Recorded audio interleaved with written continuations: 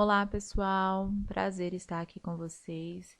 Aqui é a professora Vanessa, professora de Biologia. Vamos agora dar início ao nosso conteúdo do terceiro bimestre e nós vamos falar sobre divisão celular. Antes da gente começar a falar sobre os dois tipos de divisão celular, que é mitose e meiose, nós vamos fazer uma pequena introdução para vocês entenderem melhor. Quando se trata de divisão celular, com certeza nós vamos estar falando muito sobre cromossomos, então é bem interessante estar relembrando o que são os cromossomos. Então, de forma bem básica, nós podemos dizer que cromossomos são estruturas formadas por uma molécula de DNA associada a moléculas proteicas. Coloquei aqui para vocês uma pequena representação, né? Nós temos aqui uma célula eucarionte, do qual está sendo retratado o seu núcleo, onde ficam os cromossomos, certo? E nós temos que lembrar também que na espécie humana contém dentro de cada um dos núcleos celulares 23 pares de cromossomos. Lembrando que 22 pares são cromossomos autossômicos e um par é o par de cromossomos sexuais, ou seja, é aquele par que define se o indivíduo vai ser do sexo masculino ou do sexo feminino. Os cromossomos podem ser de estrutura simples, contendo 2 braços, um em cada extremidade, e ao centro um centrômero. Ou podem ser duplos, contendo 4 braços, 2 em cada extremidade e um centrômero. A classificação dos cromossomos pode variar de acordo com a posição do centrômero. Então, essa classificação pode ser cromossomo metacêntrico, submetacêntrico, acrocêntrico e telocêntrico. Cromossomos homólogos são cromossomos semelhantes na forma e no tamanho, presentes aos pares em células diploides. Vejamos bem, a célula que está representada como célula diploide, nós temos aí presente 4 cromossomos que estão agrupados aos pares. Nós podemos visualizar que estes cromossomos, eles são iguais, agrupados aos pares. Então, cada par de cromossomo, um é igual ao outro. Quando a gente observa a célula que ela é haploide, possui 4 cromossomos, mas nenhum é igual ao outro. Portanto, estes cromossomos da célula haploide não são homólogos. Já os cromossomos da célula diploide são cromossomos homólogos.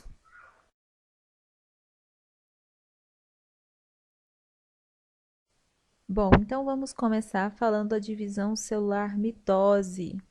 Mitose é o tipo de divisão celular em que uma célula mãe, haploide ou diploide, lembrando que às vezes não está escrito haploide ou diploide, mas está identificado por um N ou então por 2N, né? Um N haploide, 2N diploide. A gente não pode esquecer isso porque às vezes não vem as palavrinhas, só vem então o N ou 2N. Continuando, sempre com cromossomos duplos. Então, nesse caso, a gente sempre vai ter cromossomos duplos, não simples.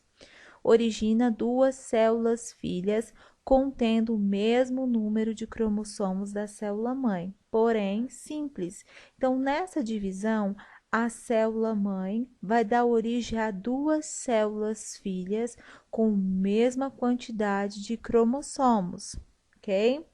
Pode ocorrer com a célula N ou 2N, né, ou seja, uma célula haploide ou diploide, não altera o número de cromossomos da célula mãe. Muito importante a gente lembrar disso, ok? A mitose também é chamada de divisão equacional e é simbolizada por o Ezinho e o ponto de exclamação, ok? Então, quando a gente vê esse símbolo aqui, o E seguido do ponto de exclamação significa divisão equacional. Agora vamos observar como essa divisão acontece dentro do núcleo celular. Bom, primeiramente nós temos que identificar a fase de intérfase. Essa fase ela precede a divisão celular.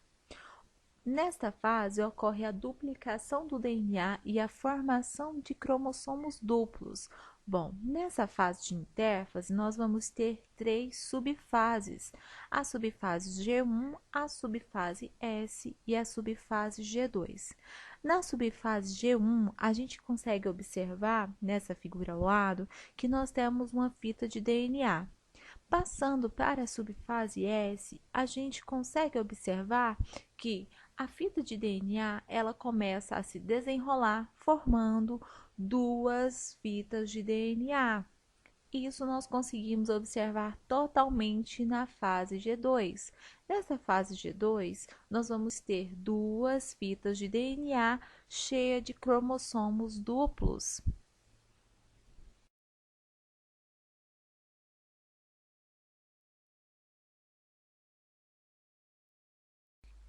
Então, vamos falar da primeira etapa da divisão celular mitose. Bom, nessa primeira etapa, nós vamos observar, conforme nos mostra esta ilustração, o início da espiralização do DNA para formar os cromossomos. Por que que ele vai ficar mais espiralizado?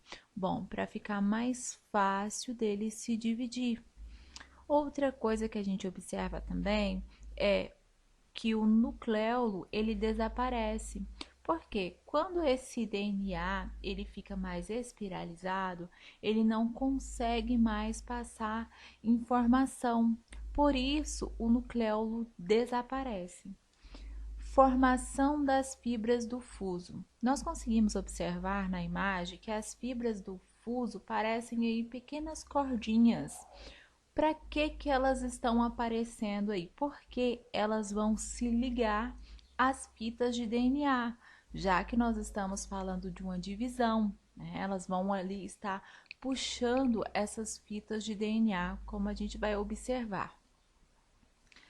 Duplicação dos centríolos. Nós conseguimos ver aí na imagem descrito como centrocelular. Estes são os centríolos, né, que agora são 2, e ao meio as fibras do fuso. Migração dos centríolos para os polos opostos da célula. Por quê? Porque essa célula não vai se dividir, então estes centríolos precisam estar cada um de um lado da célula para que ajude nesta divisão. E por último, não tem como essas fibras do fuso se ligarem a essas fitas de DNA se elas estiverem ainda envolvidas por uma carioteca, né? Está funcionando como uma proteção. Então, o último fenômeno desta etapa da prófase vai ser o rompimento e degeneração da carioteca, ou seja, ela vai desaparecer.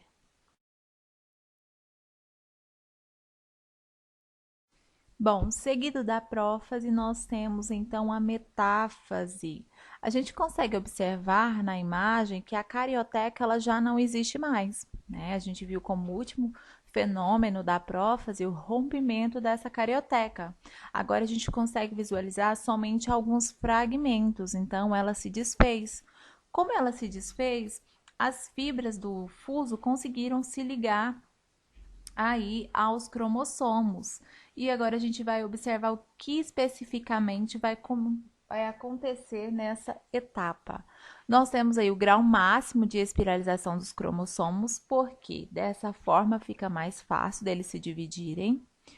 Cromossomos duplos alinhados lado a lado no centro da célula, porque eles estão aí todos alinhados, porque eles vão se dividir, tá? Centríolos dispostos nos polos opostos da célula. Então, nós temos aí eles auxiliando essa divisão, como se eles estivessem aí cada um no polo puxando para os lados para que essa divisão aconteça. No final da metáfase ocorre a divisão dos centrômeros. Lembra que os centrômeros é essa estrutura que fica ao centro dos cromossomos. Nessa etapa, na anáfase, a gente já consegue observar que os cromossomos foram divididos ao meio, né? Bem no centrômero, como a gente observou na etapa anterior. Então, aqui nós já vamos conseguir visualizar o encurtamento das fibras do fuso, porque elas estão ali puxando esses cromossomos para polos opostos, para que haja essa divisão. Então, elas começam a se encurtar. Dessa forma, como houve essa divisão, nós vamos ter agora cromossomos simples, que estão sendo puxados para os polos opostos da célula. E também nós vamos ter o início da desespiralização dos cromossomos, porque eles estavam ali totalmente enrolados para que eles pudessem se dividir. Depois da divisão, é hora deles começarem a se desenrolar. Então, agora nós chegamos à última etapa da divisão celular por mitose, a telófase. Então, a gente já consegue observar que essa divisão está quase 100% concluída, né? Então, vamos ver quais são os principais eventos que acontecem nesta etapa.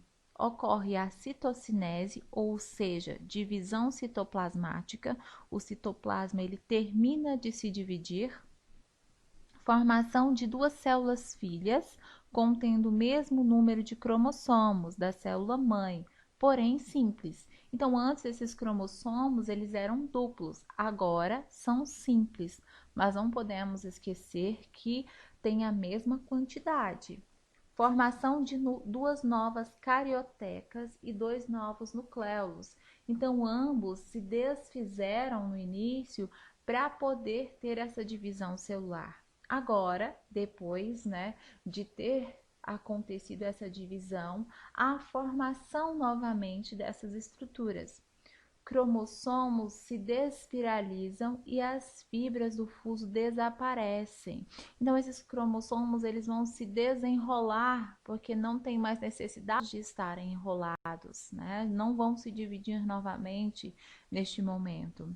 E as fibras do fuso não vão ter mais, né, um sentido de continuar ali, já que a divisão celular já terminou. Nós não podemos esquecer que essas etapas elas têm uma ordem para acontecer, ok? Então, primeiro, o que acontece é a intérfase lá no início, tá bom? Então, como se fosse uma preparação para a divisão. Depois, nós temos, primeiro, a prófase, depois a metáfase, depois a anáfase e, por último, a telófase.